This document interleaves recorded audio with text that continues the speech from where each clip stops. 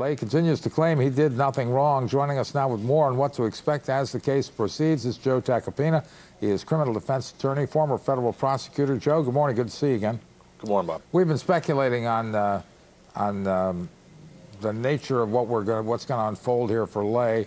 The point has been made that they apparently have built this case very carefully, very slowly, doing the underlings first, getting a plea deal from Fastow. Are they going to they're going to zoom in on Skilling and Lay? Apparently, there's a report they maybe tried together. I was saying that if I were Lay's attorney, I wouldn't want to be sitting at the same table with Skilling. But what do you think happens here? Well, you know, I mean, as far as the joinder and severance, I don't know about them being tried together. I think, you know, because the timing of the indictments is so drastically different, I'm not sure that will happen.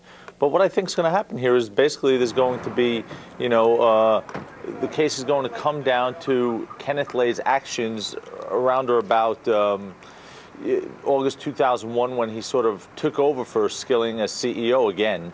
And you know, while he was out there making statements, this case is going to hinge around the statements, the public statements Ken Lay made about Enron and the optimism investors should have in Enron as he was doing a $100 million stock dump. Now, if a jury, because this will eventually probably go to a jury, if a jury believes that his nearly $100 million stock, you know, dump was based on some debts he had to clear up, as his attorneys have suggested, and there's nothing untoward about that, well, then that's an explanation as to why he did it, and doesn't mean he was necessarily fabricating the optimism he had when he said to investors, Enron's in good shape. This case will also hinge on the testimony of, as you mentioned, Andrew Fastow, the former finance chief at Enron, who has signed a cooperation agreement and is now going to say, yes, I did wrong, but he told me to do wrong, or he knew what was going on, in hopes to try and get leniency.